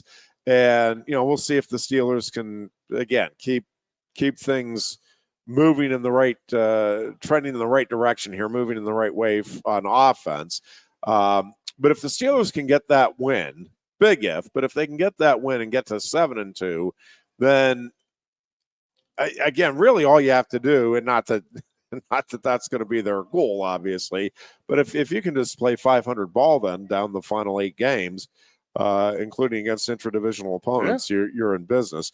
But that Ravens loss was big because it does give the Steelers the leg up now for the time being. And again, what the Steelers have done to this point is what they needed to do. When you looked at the schedule, when you look, it's like they got it. To me, you had to get to 6-2 to consider yourself a legit playoff contender. I think anything less than 6-2 would have been terribly disappointing and wouldn't obviously have ruled them out from playoff contention or anything like that. But now you have, again, that lead on the Ravens for the time being, and you have the confidence now of a 6-2 football team. And with that week off, again, if they can come out and get that win coming off of the bye week, I just think they set themselves up for a chance at maybe creating a really special season where I really didn't think there was a chance of that occurring. I just, and listen, right now as we sit here today, do I like their chances against the Chiefs or the Ravens come playoff time? Yeah, I don't love it, but I like it a lot better today than I did even a couple of weeks ago when and I'll be the first to say I would not have made the change from Fields to Wilson, but I also did say you don't know what they're seeing in practice. Sure. And obviously, I mean, Tomlin's, I think it is clear now, right?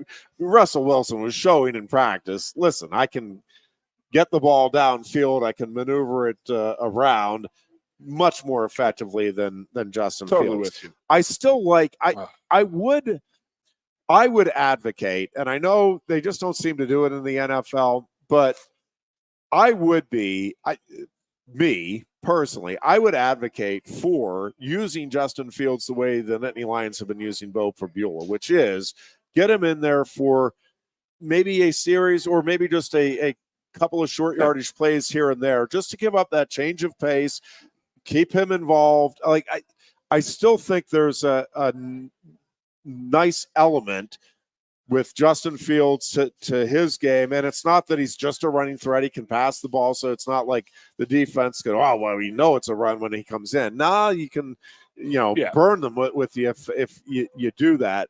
But clearly, I mean, I don't think there's any question now, and not that he absolutely lit the world on fire last night, but Russell Wilson is your starting quarterback. He needs to be your quarterback. Now, are they saying that Fields needs a hamstring MRI because there's an issue with his hamstring? Is that the same injury as the groin injury that Russell had in camp, and then they were starting Fields? I mean, I just want to. Yeah, I think they're just keeping the pressure off the backup quarterback and just saying, "Hey, man, this is." I wouldn't put Fields in the game because I don't think the Steelers will. I don't think many will. But I like Russell Wilson. If he went in for a series on when Fields was the starter, I don't think Fields could mentally handle that. Russell Wilson's been in the league for 15 years, 10 years, 12 years. I think that he can handle it. He wouldn't be happy about it. Yeah, I just think short yardage situations, that type of thing. I don't know. I would advocate for it. I don't. It's not that I think you coaches, man, I can't believe they're not doing that. Therefore, they're just not doing a good job or anything like that. I would like to see it. I think it'd be a nice little wrinkle that the Steelers could add to their mix. But regardless, I really do like where the Steelers are positioned right now.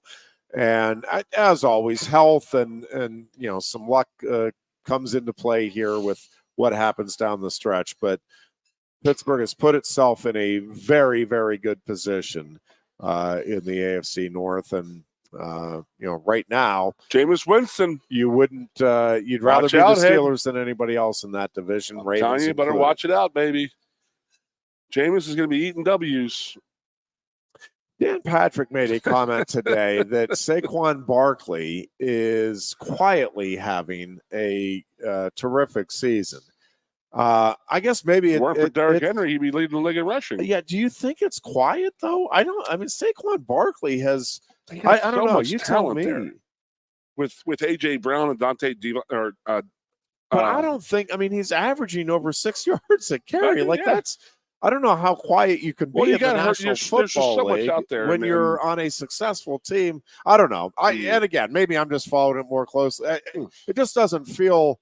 The quietly thing just caught me off guard. I'm like, I think people are pretty aware across the league. We're not talking about Barkley's having. I'm talking about Derrick Henry more than anybody. Yeah, well, Henry, it's and like he they doesn't did bring up the age. point. So I do. It feels like Derrick Henry is a great fit for the Ravens, and it feels like Saquon Barkley. They were kind of comparing and contrasting the two a little bit, and I'm like, well, I kind of agree. Like Barkley just feels like a great. Is it not fit nice watching Barkley run behind an offensive line and a tight end who can block, and a fullback or an H-back? That's what we've been saying all along, that, man, if you got him, like you look at him with what he did at Penn State and with what he did with the Giants, if you got him behind, and you just wondered, it's like, well, okay, is it going to make a big difference? Well, yeah, it makes a big difference. I'll tell you what, I mean, I do have to shamelessly NFL plug this past weekend, we had our viewing party over at the Letterman's Club. Yeah. And I had a lot of stuff,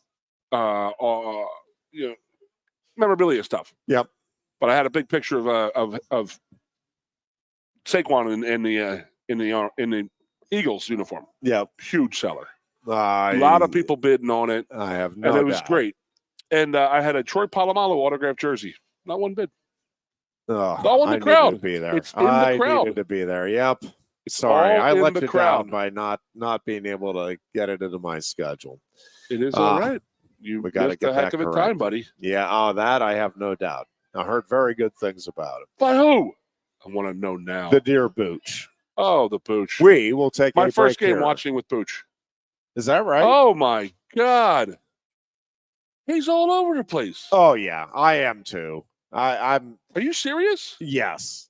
Yeah. When I'm. So if I'm by myself, it is. We'll pick this up on the other side. Game. Well, correct.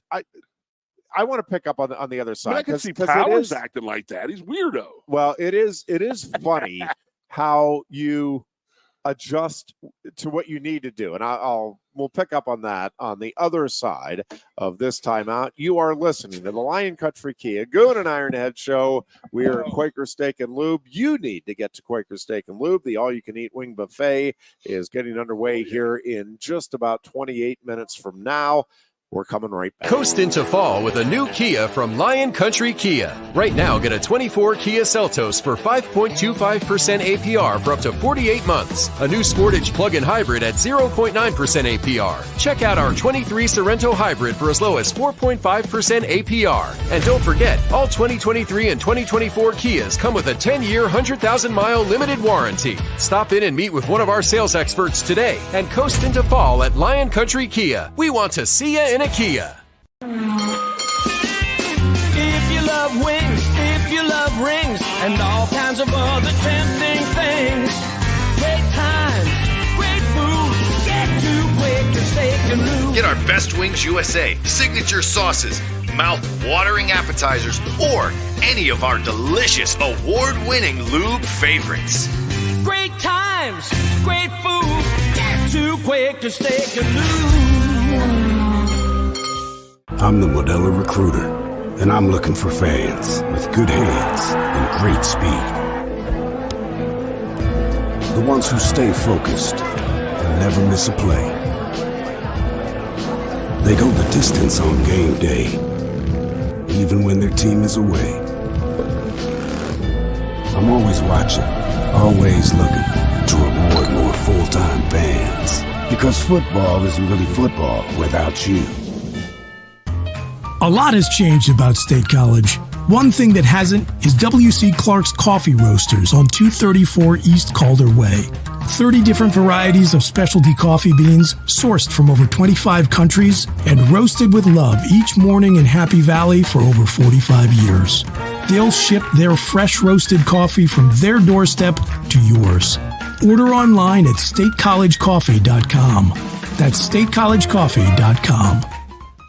Two of the top names in local printing have combined to serve you better. King Printing of State College has merged with theprinters.com, forming one of the 400 largest printers in America. Combining traditional offset printing and digital workflow techniques, theprinters.com can print, assemble, package, and ship to anywhere in the world, all with the same high quality customers have known and trusted for over 50 years. Buy local and save. Get started today at theprinters.com.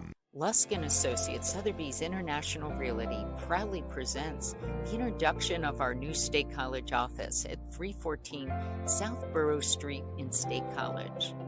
At Sotheby's International Realty, we advertise locally, nationally, and internationally, bringing the best of advertising and promotion to each and every one of our properties, big or small. Call now. With a Timber Kids savings account, you can start to save money, earn prizes, and teach your kids the value of savings. It's easy as 1, 2, 3. Building futures is what we do at TFCU. You really need to belong to a credit union. You belong at TFCU, Timberland Federal Credit Union, a credit union you can grow with. Get up and get going with the Happy Valleys 98.7 The Fox. The Goon and Ironhead. And we welcome you back in here on this Tuesday afternoon ahead of Penn State and Ohio State. This will be a noon kickoff again on Saturday. Big noon kickoff, Goon, on Saturday. Both ESPN Game Day and the Fox Big Noon Cruise will be. Have they ever talked? Has this ever happened before? Yes, with both crews. Yes, not here, right? Not here. But it has happened before? It has. Not often, but it has. Any kind of issues? Like the Sharks and the Jets going after each other? not that I'm aware of. You're a shark. You're a shark. So you were talking about watching a game with Booch for the first time. Oh, my goodness gracious. And so I will say, I have had folks, I am animated when I watch my Steelers or Penn State. If I'm in my house or at an establishment or friend's house, like I am animated, and I will swear when things don't go right, and I will rejoice. And I'm happy. Well, it's like, well, how? You're not allowed to cheer in the press box, right? I'm like, well, yeah, right. In the press box, I know, like, you just adapt to what you have to do. In the press box, I sit there. I mean, the emotions are inside, but it's like, yeah, I just jot down a little note there. Yeah, that was a nice touchdown. Good throw. Oh, I wish they hadn't done that penalty. So but I like, it is funny how you adapt to the situation you're in, and you do what you got to do. But yeah, if I have the opportunity, if I can just watch and be me, he's walking away. It's like we're watching the party. I don't do that. This is also an issue. Yeah. So in the Letterman's Club, we had a 90-inch television that was plugged into a Fire Stick. Yeah. And then we were cabled up on about 10 or 12 different 40-inch televisions on the wall. Yeah. 7-second delay to the Fire Stick. Okay. So some people could be watching the game. Yeah, that's I don't have the tough. self-control. Yeah. I don't have the self-control, so I'm literally watching the game like around the corner just to be ahead of 7 seconds, and I'm yelling, clapping, trying to keep it quiet, keep it under control. And then on the interception, it was like, you wanted to scream and yell and this and that. And then once it did happen on the big screen, then we could all cheer together. But yes, he could not. But that first half, he was like I'm with his wife, and we're just talking, and she's like, just let him go. And I'm like, where the hell is he going? She's like, he's just got to walk it off, and he'll go down. He'll go watch another television. He'll go over to this television, and he'll show him screaming at the television, and he gets all mad and this and that, and he comes back, and he's all flustered. Or he comes back, and he's all happy. Like, yeah, all right. He's all better now. And I'm like, oh, my God, this is a workout for you. And he tells me, he goes, Goon, I will not drink during the game. He goes, I've learned my lesson during the game of like going and, if you're drinking before the game, you go in a little tipsy and this and that, then you're going to the bathroom a lot, and then you're missing a lot of stuff. You're not really getting into the game. And I'm like, if that's getting into the game, dude, I mean, I'd rather just sit on the parking lot, But, yeah, it was absolutely a great time. We had a fun time with the crew. We had Al Palomalo there. I got everybody. Nobody knew the answer to the question. And I may have asked you last week. And I don't remember because I do so many shows. Yeah. We're like 6 shows now, so I don't know which one. Yeah. Who was the first ever Penn State football player to win a national title and then a Super Bowl ring? To win a national title and a Super Bowl ring. Are you waiting for the answer? Are you going to try and test your husband when he comes back? And like, I have a great career. Go ahead. Keep going. Well, it's got to be somebody off the 82 team. So, if I tell you to go through the 82 roster, I don't know of a national champion or of a Super Bowl winner from the 82 team.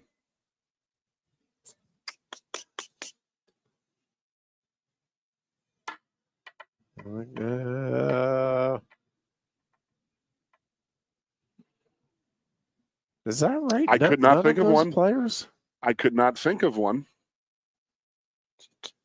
Yeah, I can. I'm going.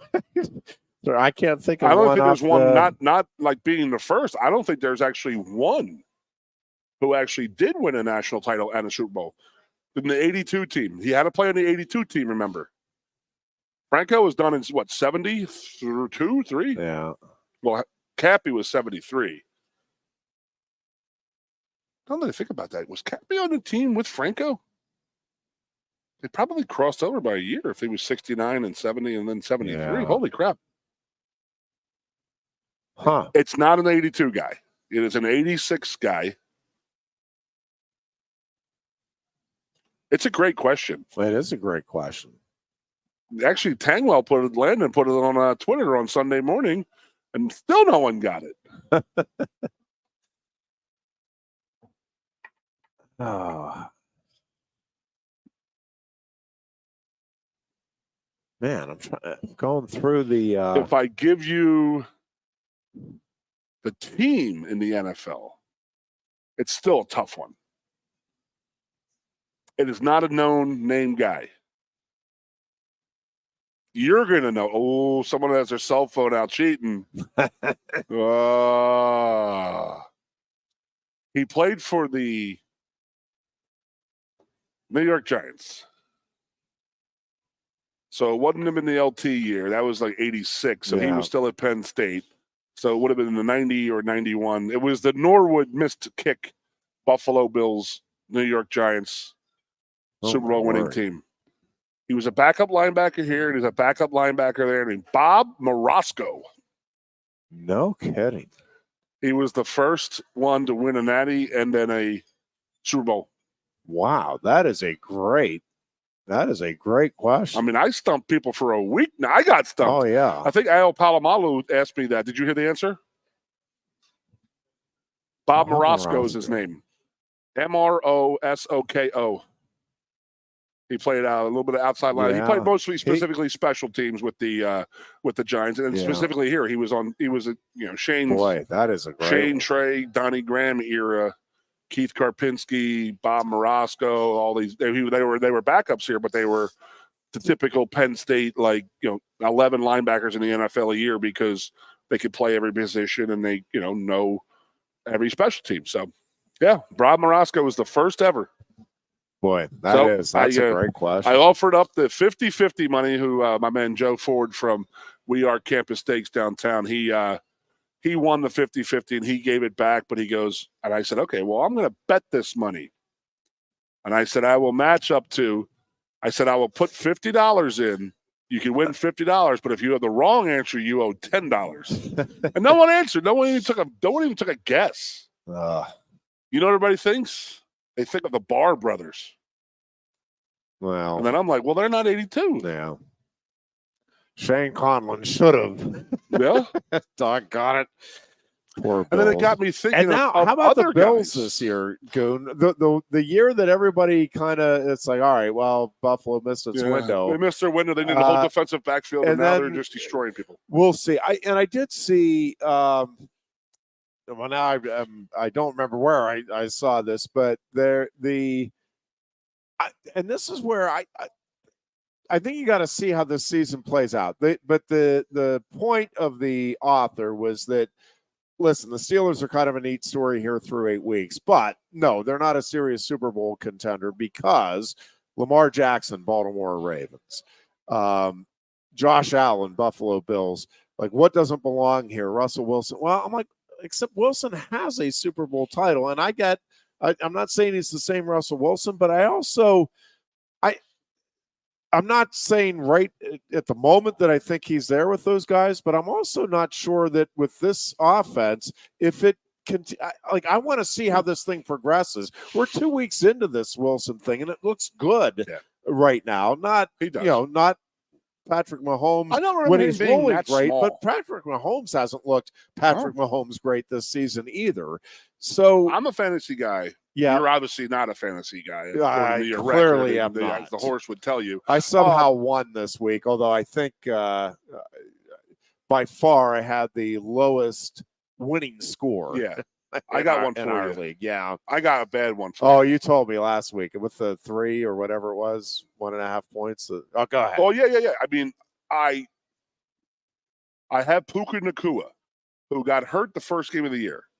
Wide receiver for the Rams. Yeah. Rookie of the year last year. We had him. I had him. He got hurt, so I had him on the IR. No one alerted me that he was going to play that game Thursday night. So he doesn't play, scores 21 points for fantasy, but he's locked in the IR. But since he played, I can't make any moves until I move him from the IR to my active roster or my bench, but he's locked. So I had already dropped the defense, so I played this week without a defense, and I lost by 3 points. And the defense I would have picked up would have scored 30 because I was trying to pick up the Detroit Lions defense. I would have won by 10 points because of that. And that's my bad beat of the week, and I'm not happy about it at all, not whatsoever. But I just remembered in my head there was a second one that I remember because in my head I don't know if there's more national titles and Super Bowls. I don't know. So you have to go strictly off the 86 team. Yeah, that's and do you have a second guess? That's the thing. You only have the 2. Yeah. Don't ask Marco Rivera because he got a Super Bowl with the Pack. So yeah, well, that's another one that should have. Correct. Yeah, that 94 team. He's a linebacker, actually a star linebacker in the pros, but not on 86. He was on the team, but he was not a star until later in his career. He wore a very familiar number to Shane's, too. Sorry, I'm getting distracted Yes, here by my my beloved Patrick Steelers. Queen out there. By the way, he just destroys people. People bounce off of him. Yeah, he has been playing much better. It is funny because a few weeks into the season, there were I read a bunch of stuff, and it's like, yeah, Queen. I thought it was a good acquisition, but he just hasn't panned out. I'm like, well, man. We're 3 weeks in. Like, you got to give it a little time to allow for the adjustment. Yes, and it's like, yeah, I think it's working out just fine, and it's why I'm still. I want to see this thing progress with the Steelers offense because 2 games in, I'm not ready to pronounce that. Yes, Russell Wilson is definitively in the moment, it looks like a no-brainer decision. If Russell Wilson goes out and lays an egg against the Commanders and then struggles the next week, then what did this 2-game stretch? And I don't think that's going to happen. It feels like they have something cooking here. But again, you got to let things play out over the long haul. And I think, was it Dan Patrick that was talking this morning on the number of teams last year who led their division after 8 weeks and didn't make the playoffs, and I think there were a couple, and then the number of teams who were, I think it was even sub 500, but it was at least 500 or less who through 8 weeks who did make the playoffs and then advanced in the playoffs. And I don't have the, but Chargers were a little slow. I mean, so the Chiefs were slow last year. So the 8 weeks thing, like, you want to, again, if you're a competitor, you want to win everything. It's just I don't think you want to get too caught up. Again, to me, the Steelers to get where they want to be, like 6-2, is kind of what I had penciled in as to feel good about their chances, because you know it is going to be a grind. But one of the things that happens too as seasons unfold is I think we're seeing it with USC. Like you either keep getting better and you gain confidence, and that's why, again, the Steelers at 6-2 now. They have the 6 wins in the bank. That's important. But also now you have the confidence of being a team that has won 6 of its first 8 games. And so when you get into a tight game, it's like, well, we're winners. Well, like we go out and win this. Now, does that always pan out? Nope. Things start to slip away quickly, of course. But I just think that much like we talk about the culture at Penn State, and I think James Franklin has done a great job of adjusting over the years to different things. We've talked about it. I mean, one of the reasons that I don't think this game is that pressure-packed, really, for Penn State on Saturday is I have great faith that this team and this program will finish up with 4 wins, because over the last 2 seasons, that's what Penn State has done. When it goes out and plays teams that it's expected to beat, it beats them. And that is not an insignificant thing. I know it's taken for granted, but when you start looking around college football, hello Notre Dame, hello Texas, hello, it is hard to win all of the time the games that you're expected to win, and not stub your toe somewhere along the way. I do have to say this. I got to give Texas a lot of credit joining the SEC and doing as well as they are this year.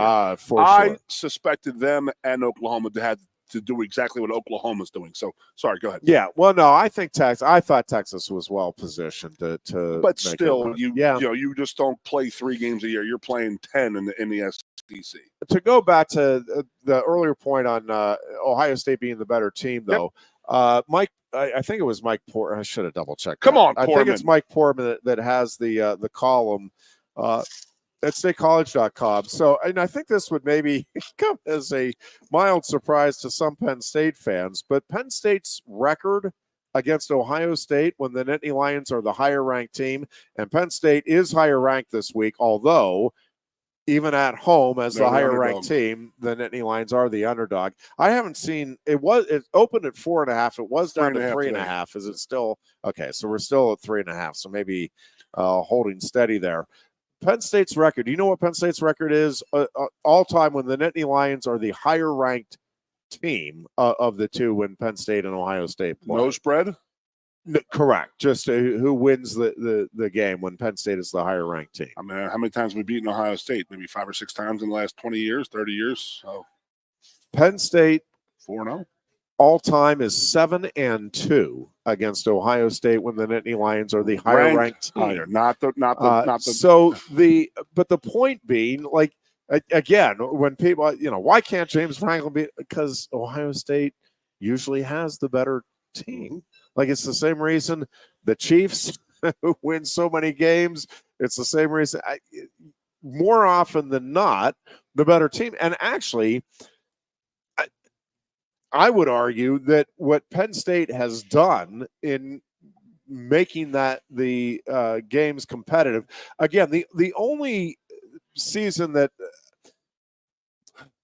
I can think of And I might not be, I will admit I might be forgetting something here. Like, I thought Penn State had a great chance last year, but it wasn't like I thought Penn State just definitively had a heads and shoulders better team. And I shouldn't put heads and shoulders. I thought it was an even match. I thought Penn State had a really good shot going into that game last year.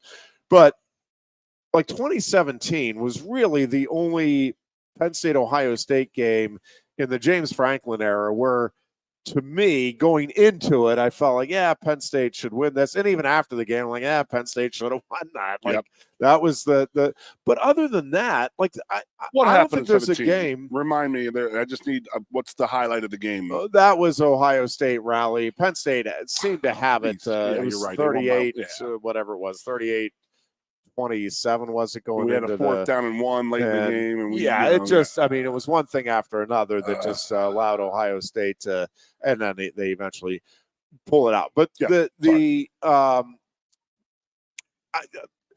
other game, like 2016 was spectacular, but I mean, I think if you played that game 10 times, Ohio State probably wins 9 of the 10. Doesn't matter. You got to win the game that is played. All credit to Penn State. That's what you do. That's how it played out.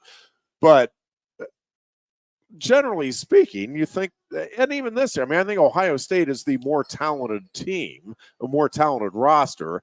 I think the way Penn State is playing, and especially up front, this feels like kind of a toss-up game to me going in. Wouldn't be surprised either way.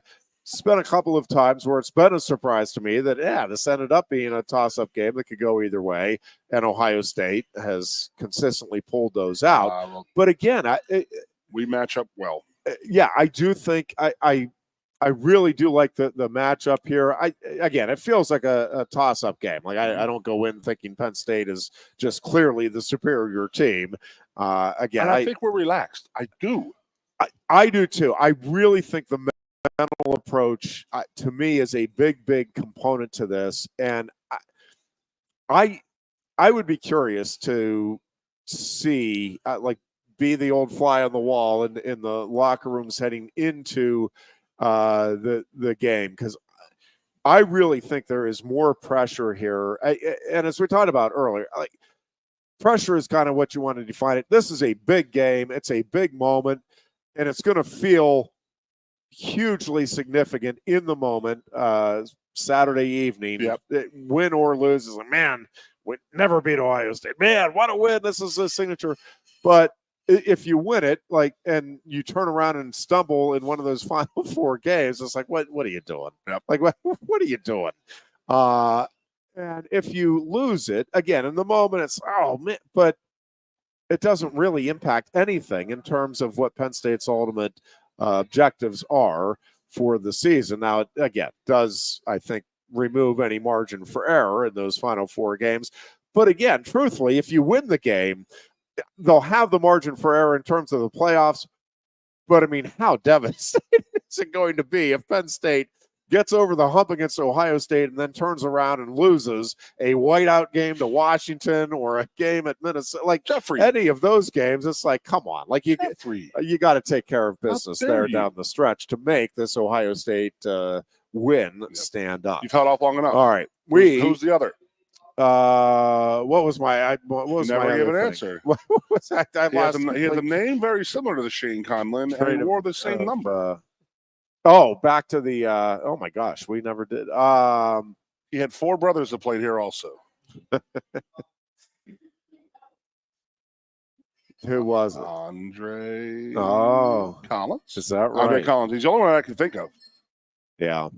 That's the only 2 that I think from the 86 team who actually have national championship ring or Super Bowl rings. We will be back on Thursday, folks. Thanks for tuning in. Until Thursday, be good and be safe. Coast into fall with a new Kia from Lion Country Kia. Right now, get a 24 Kia Seltos for 5.25% APR for up to 48 months. A new Sportage plug-in hybrid at 0.9% APR. Check out our 23 Sorrento hybrid for as low as 4.5% APR. And don't forget, all 2023 and 2024 Kias come with a 10-year, 100,000-mile limited warranty. Stop in and meet with one of our sales experts today and coast into fall at Lion Country Kia. Kia, we want to see you in a Kia. If you love wings, if you love rings, and all kinds of other tempting things, great times, great food, get to Quaker Steak Lube. Get our Best Wings USA signature sauces, mouth-watering appetizers, or any of our delicious award-winning lube favorites. Great times, great food, get to Quaker Steak Lube. I'm the Modelo Recruiter, and I'm looking for fans with good hands and great speed. The ones who stay focused and never miss a play. They go the distance on game day, even when their team is away. I'm always watching, always looking to reward more full-time fans. Because football isn't really football without you. A lot has changed about State College. One thing that hasn't is W.C. Clark's Coffee Roasters on 234 East Calder Way. 30 different varieties of specialty coffee beans sourced from over 25 countries and roasted with love each morning in Happy Valley for over 45 years. They'll ship their fresh roasted coffee from their doorstep to yours. Order online at statecollegecoffee.com. That's statecollegecoffee.com. Two of the top names in local printing have combined to serve you better. King Printing and State College has merged with theprinters.com, forming one of the 400 largest printers in America. Combining traditional offset printing and digital workflow techniques, theprinters.com can print, assemble, package, and ship to anywhere in the world, all with the same high quality customers have known and trusted for over 50 years. Buy local and save. Get started today at theprinters.com. Lusk & Associates Sotheby's International Realty proudly presents the introduction of our new State College office at 314 South Borough Street in State College. At Sotheby's International Realty, we advertise locally, nationally, and internationally, bringing the best of advertising and promotion to each and every one of our properties, big or small. Call now. With a Timber Kids savings account, you can start to save money, earn prizes, and teach your kids the value of savings. It's easy as 1, 2, 3. Building futures is what we do at TFCU. You really need to belong to a credit union. You belong at TFCU, Timberland Federal Credit Union, a credit union you can grow with. WFXS, your sports radio. Broadcasting live, loud and proud from Central PA's Sports Authority, WFXS America. 98.7, The Five.